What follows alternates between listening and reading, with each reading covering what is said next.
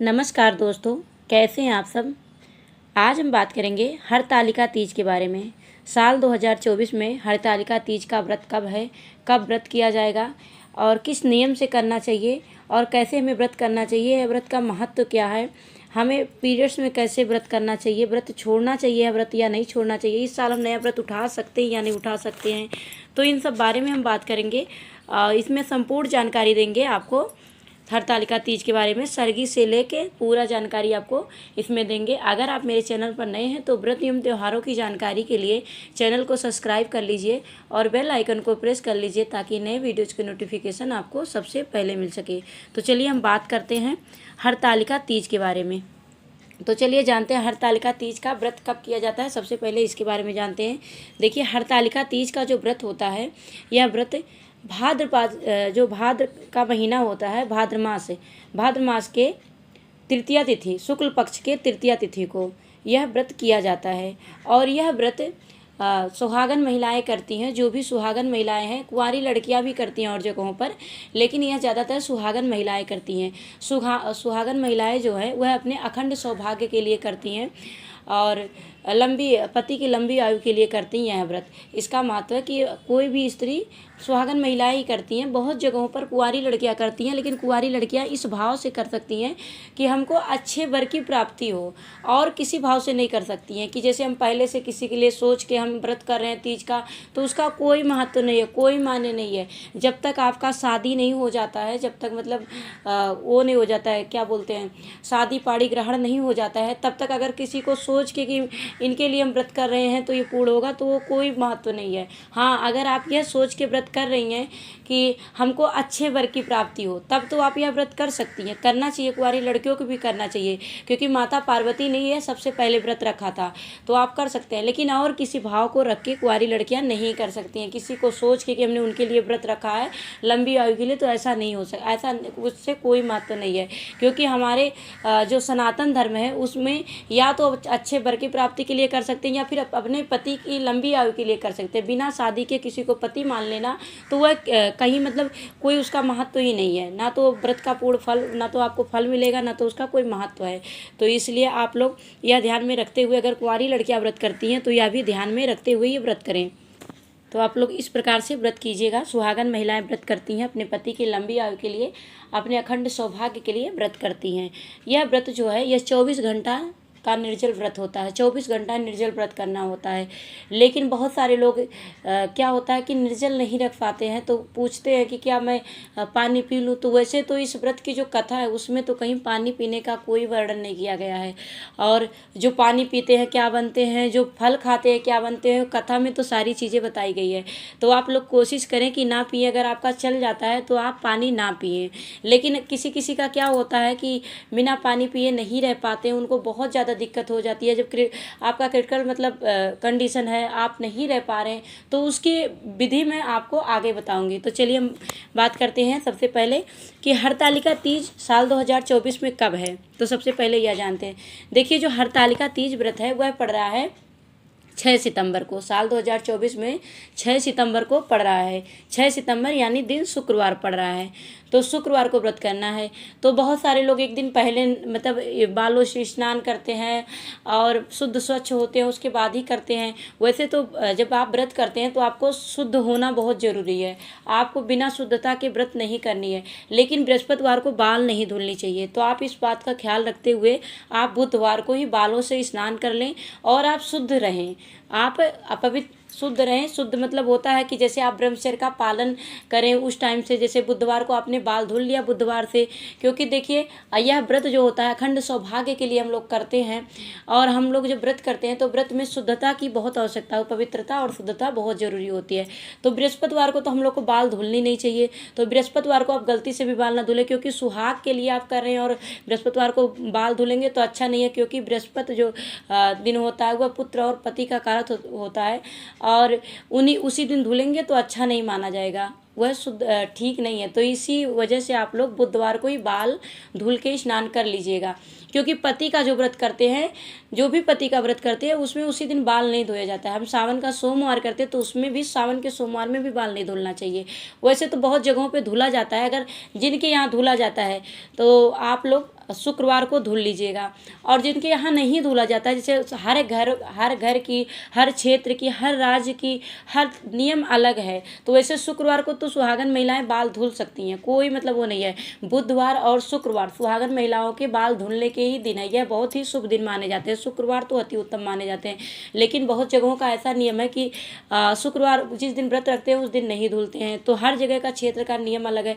अगर आपके यहाँ धोया जाता है तो आप शुक्रवार को धुल लीजिएगा, कोई दोष नहीं है। लेकिन बहुत जगहों पे ऐसा मान्यता है कि पति का व्रत करते हैं तो बाल धुल के नहीं करते हैं, उसके पहले ही धुलते हैं। तो आप लोग के यहाँ पहले जब धुला जाता है तो आप बृहस्पतिवार को ना धुल के आप लोग बुधवार को ही धुल के और उसी दिन से आप लोग ब्रह्मचर्य का पालन करिएगा, इस चीज़ का ध्यान रखिएगा। और देखिए वैसे तो बहुत जगहों के कहते हैं उसी दिन नहीं धुलना चाहिए, लेकिन ऐसा कुछ नहीं। देखिए बेटे का व्रत करते हैं, हल छठी व्रत करते हैं, तब भी दही लगा के हम लोग बाल धुलते हैं। अब जब उसमें माघ वाला आता है, तिल छठी वाला, तो वह भी हम लोग तिल की पानी से स्नान करते हैं बालों से।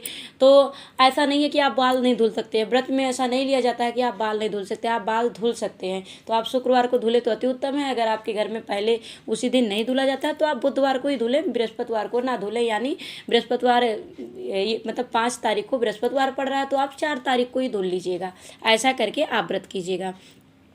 आप चलिए जानते हैं हम लोग को जब जैसे बहुत आप लोग का क्रिटिकल मतलब कंडीशन है, आप पानी बिना नहीं रह सकते और आपको पानी पीने की ही ज़रूरत है, तो आप क्या करिएगा, आप जैसे पूजा पाठ करने के बाद शाम के प्रदोष काल तक दिन भर तो आप कोशिश कीजिएगा कैसे भी करके मत पीजिएगा।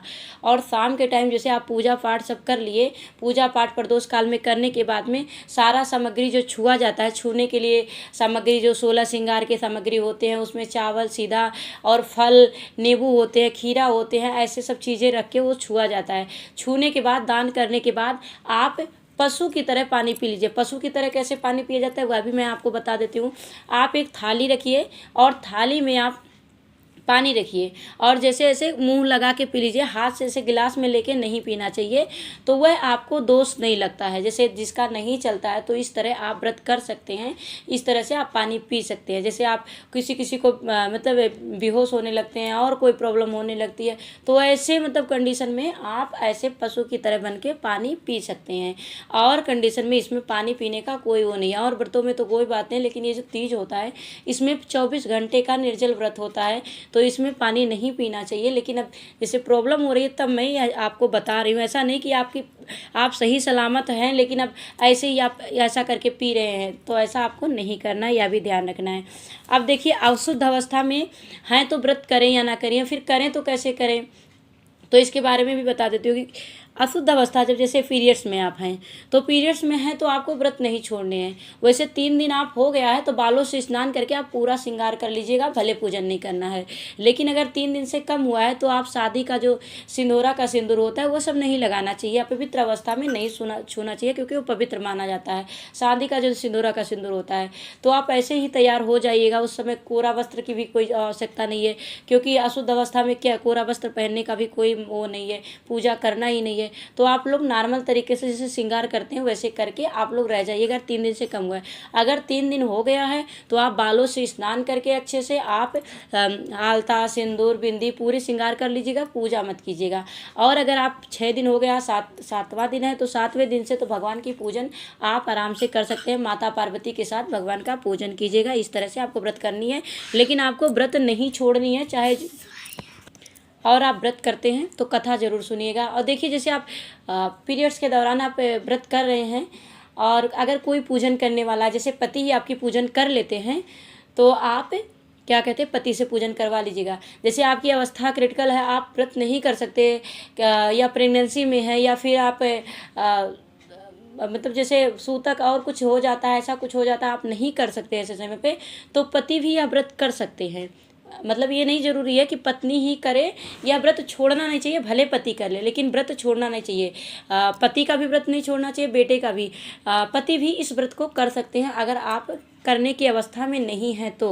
वैसे कोशिश करें आप ही रखें, लेकिन जैसे नहीं है तो आप पति से भी करवा सकते हैं, आपको यह व्रत छोड़ना नहीं है। और भले आप अपवित्र अवस्था में अगर आप व्रत कर रहे हैं तो पति से आप पूजन करवा लीजिएगा। भले आप 3 बार पूजन नहीं करवा सकते, पति से नहीं कर रहे हैं, फिर भी आप एक बार प्रदोष काल में माता पार्वती सहित पति से आप शिव जी का पूजन करवा लीजिएगा, अभिषेक करवा लीजिएगा। जो भी आप दान करते हैं वो पति से दान करवा दीजिएगा। तो इस प्रकार से भी आप लोग व्रत कर सकते हैं।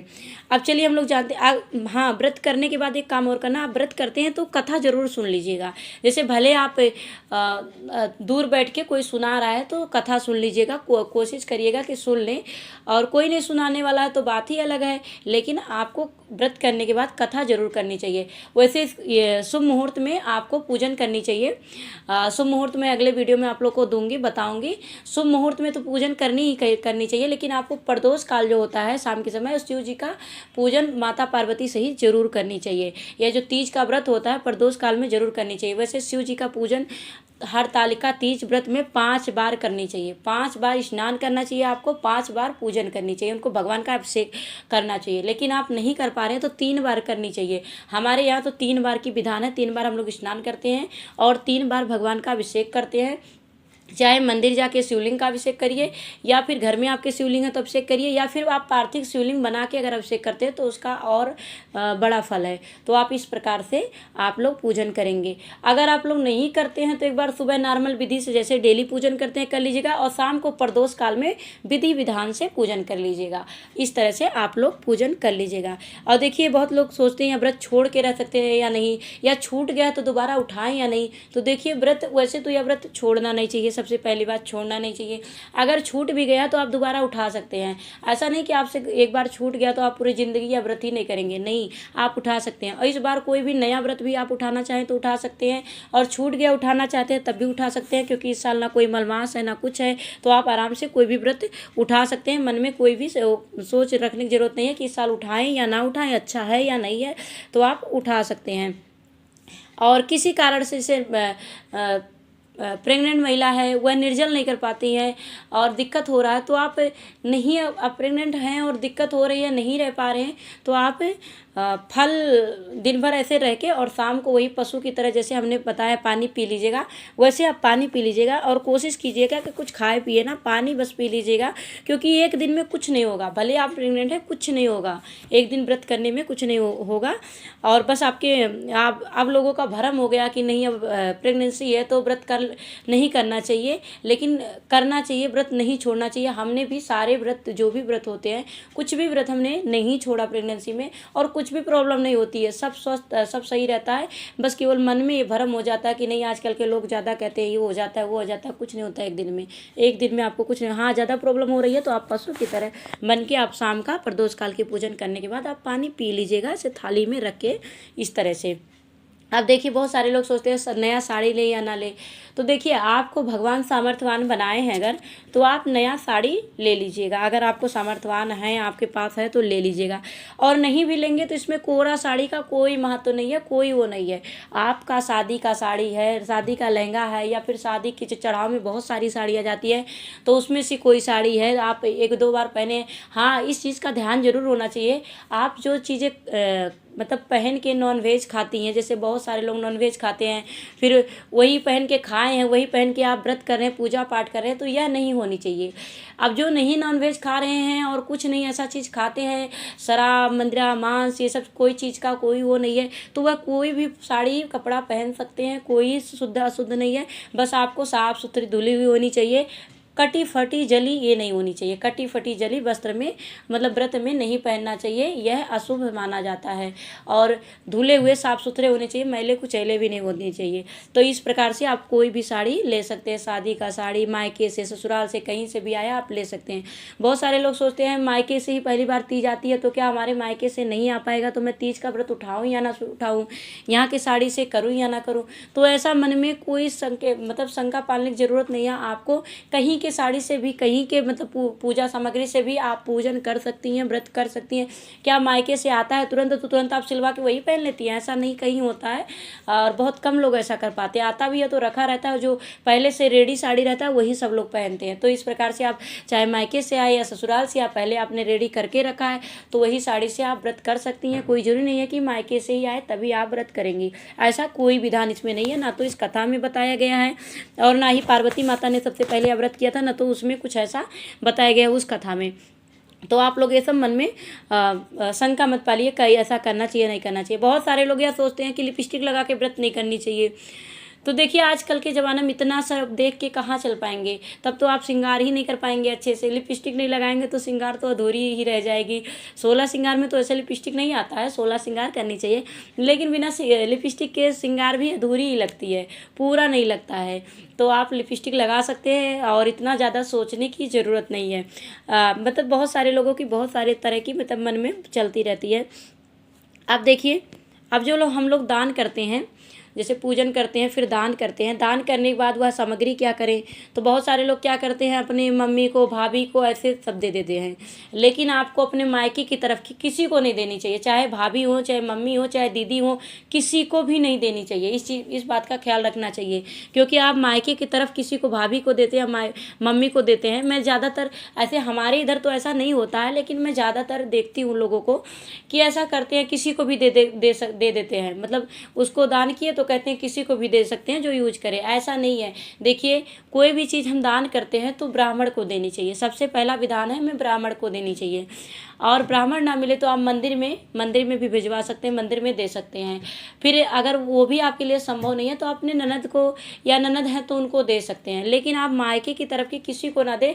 मायके की तरफ अगर आप देते हैं तो सही नहीं है, क्योंकि बेटी का कुछ भी मायके की तरफ वालों को लेना नहीं चाहिए और ना ही बेटी को देना चाहिए। इतना बेटी को भी ध्यान में रखते हुए करना चाहिए, चाहे बहन हो या मायके वाले हो, कोई भी हो, कुछ भी ऐसी चीज़ें, दान किया हुआ चीज़ नहीं देनी चाहिए।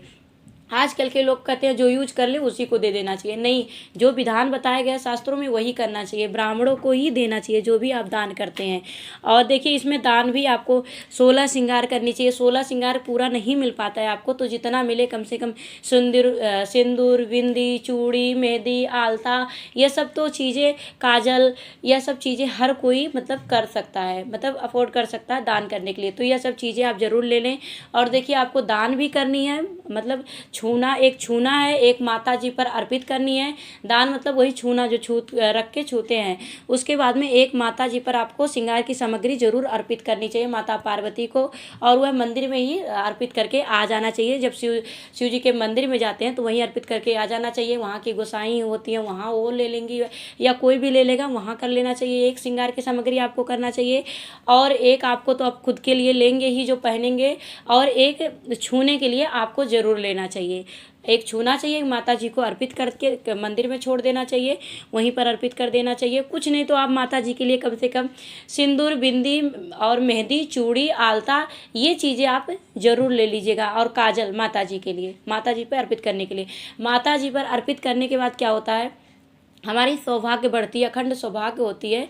और किसी को हम दान की सामग्री, अगर ये सुहाग की सामग्री दान देते हैं तो उससे भी हमारा क्या होता है, सौभाग्य बढ़ता है। तो इसलिए दान करने में कंजूसी ना करें, आप श्रृंगार की सामग्री दान जरूर करें। अब चलिए हम लोग जानते हैं सरगी हम लोग को कब करनी चाहिए। बहुत सारे लोग पूछते हैं सरगी कब करनी चाहिए। तो देखिए सरगी हम लोग को जब करनी चाहिए, जब कौवे की आवाज़ ना आए उसके पहले सरगी हो जानी चाहिए। यानी आपको ब्रह्म मुहूर्त के पहले आपको सरगी कर लेनी चाहिए, ब्रह्म मुहूर्त के पहले। वैसे मैं अगले वीडियो में आपको बता दूंगी ब्रह्म मुहूर्त कब लग रही है, कब समाप्त हो रही है, उसके पहले सरगी हो जानी चाहिए। अगर बहुत लेट आप कर रहे हैं तो 4 के पहले तब भी आपकी सरगी हो जानी चाहिए। और बहुत घरों की विधान है कि कुछ भी नहीं खाते, मतलब शाम को खाने के बाद कुछ नहीं खाते, तो नहीं खाते हैं तो आप मत खाइएगा। देखिए अपने घर की विधान के अनुसार ही कीजिएगा, हर घर की, राज्य की, क्षेत्र की विधान अलग अलग है। तो अपने घर के विधान के अनुसार जो सास कहती हैं, जो जेठानी कहती हैं, उस हिसाब से कीजिएगा। और ऐसे तो सरगी सब लेते हैं तीज में, बहुत एकाध घर होगा ऐसा जैसा नहीं लेते हैं। तो सरगी में आप दही ले सकते हैं, बहुत जगहों पर फल फ्रूट केवल लेते हैं, बहुत जगहों पर दही चूड़ा और गुड़ लेते हैं, बहुत जगहों पर कुछ ऐसी चीज़ें भी खाते हैं, ऑयली चीज़ें। लेकिन कोशिश करें कि 4 बजे ऑयली कुछ चीज़ें कुछ भी ना खाएं, क्योंकि आपको प्यास ज़्यादा लगेगी। तो तीखी, चटपटी, ऑयली ऐसी सब चीज़ें ना खाएं 4 बजे, इससे आप लोग परहेज करें। और देखिए पति का व्रत है, तो पति का व्रत करने से पहले आपको उसके एक दिन पहले आपको कुछ ऐसी चीज़ें बनानी चाहिए, जैसे कि आपको पकौड़ी और दाल चावल साग, उसमें थोड़ा सा उड़द की दाल डाल दीजिए और साग और पकौड़ी, तो अच्छी चीज़ें मतलब पति के व्रत में बना के खानी चाहिए, पति का व्रत हो या बेटे का। इस प्रकार से शाम को बना के खाने के बाद उसके बाद में ही व्रत करनी चाहिए।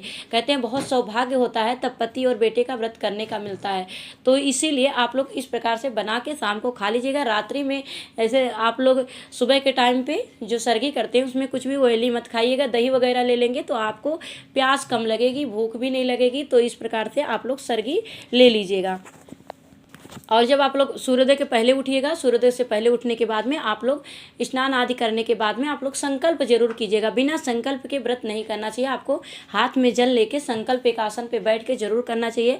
आज हम हरतालिका तीज का व्रत कर रहे हैं, हमारे ऊपर भगवान कृपा बना के रखिएगा, हमारा व्रत पूर्ण हो ऐसा कृपा ऐसा दया हमारे ऊपर कीजिएगा। और हमारा नाम यह है, हमारा गोत्र यह है, हम इस जगह से व्रत कर रहे हैं और इसलिए अपने पति की लंबी आयु के लिए, दीर्घ आयु के लिए, सौभाग्य के लिए कर रहे हैं। भगवान हमारे ऊपर दया कीजिएगा, कृपा बना के रखिएगा। इस प्रकार से आपको संकल्प जरूर करनी है और संकल्प करने के बाद आपको व्रत करनी है। बहुत सारे लोग की आदत होती है कि बिना दिन भर नहाएंगे धोएंगे नहीं, कि हम निर्जल व्रत है तो नहाएंगे नहीं, नहाएंगे तो प्यास लग जाएगी, उसके बाद शाम को वही प्रदोष काल में नहा के पूजन करते हैं। यह बहुत ही गलत नियम है। हमारे ही सनातन धर्म में ब्रह्म मुहूर्त जब सुबह होती है, सूर्योदय के बाद हमारा व्रत हो जाता है। उसके बाद में उसके पहले आपको स्नान आदि कर लेना चाहिए। स्नान करने के बाद आपको और संकल्प लेना चाहिए, पूरे दिन आपको संवर के ही रहना चाहिए। शाम को आप प्रदोष काल में पूजन करते हैं, फिर से आप नहा धो के जो आप नया वस्त्र रखे हैं उसको पहन लीजिए, लेकिन आप कोई भी वस्त्र साफ सुथरा धुली हुई वस्त्र पहन के सुंदर से आप सिंदूरा का सिंदूर आलता सब सुबह से ही लगा लीजिए। ऐसा नहीं कि आप बिल्कुल ऐसे ही दिन भर पड़े हैं, सो रहे हैं, लेट रहे हैं कि हम व्रत हैं, तो उसका कोई महत्व नहीं है। व्रत में आलस्य करते हैं तो व्रत का पूर्ण फल नहीं मिलता है। ना तो व्रत में आलस्य करना चाहिए, ना ही किसी से क्रोध भरा वचन बोलना चाहिए। और अखंड सौभाग्य के लिए आपको हमें सुबह से ही शुद्ध रूप से तैयार होके रहना चाहिए। तो इस प्रकार से आप लोग व्रत कीजिएगा।